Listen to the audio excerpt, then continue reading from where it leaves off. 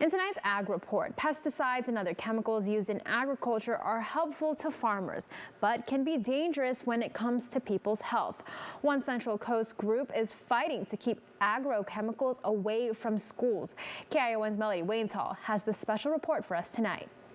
My son had a pesticide exposure back when he was 10 years old. Martinez is a city council member in Greenfield and has been fighting for several years for agriculture reforms after her son was exposed to pesticides one day at school. I got transported onto an ambulance. That morning, next to Victor's school, the field was sprayed with pesticides, and by midday he was having an asthma attack and says he couldn't breathe. The most traumatic thing you could go through, because you know your life gets turned upside down as soon as you're being transported to a hospital, barely being able to breathe, you know. Victor's case is not unusual in the agriculture fields.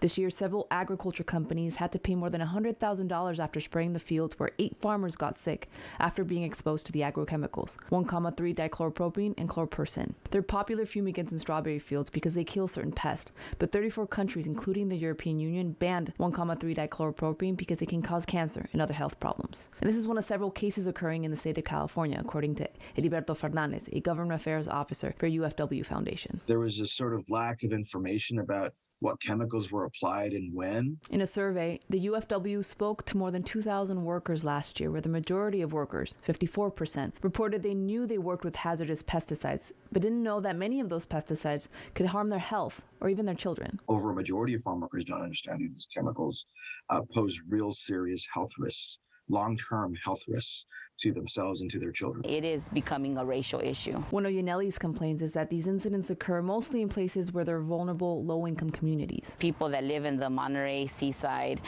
Marina, Carmel area, like this is not something that your children have to worry about every single day. And why is it that you hear about it more in the communities of people of color, like South Monterey County, Salinas Valley, Watsonville? Yaneli and Victor are involved in a pesticide reform organization called Safe Ag, Safe School, where they're fighting for local officials to impose stricter limits on pesticides near schools. They're asking the Monterey County Agricultural Commissioner to stop all permits that are currently allowed within a 1-mile radius of schools. So far, certain pesticides can't be used within a 1/4 mile of a school. But according to the Ag Commissioner, I've already considered it, and I don't believe it's necessary. 5 of the pesticides most used near schools are fumigants, among the most dangerous in the market, according to a study from the CDC, as they're applied as a gas in the soil before planting the crop. Among them is 1,3-dichloropropene and chlorpyrifos. The Department of Pesticide Regulation in November says they are going to propose a regulation that will limit the use of certain pesticides, such as 1,3-D, and how it's applied to reduce emissions near communities. But that's not enough for Victor. I don't want anyone else, especially the child, to have to go the same thing I did. In Greenfield, I'm Melody Waintal with KION News Channel 46. Right now, Monterey County has an alert system where you can sign up with your email or phone number to receive notifications of when they are going to spray pesticides near schools. The state is in the process of creating a similar system for all Californians living near ag fields.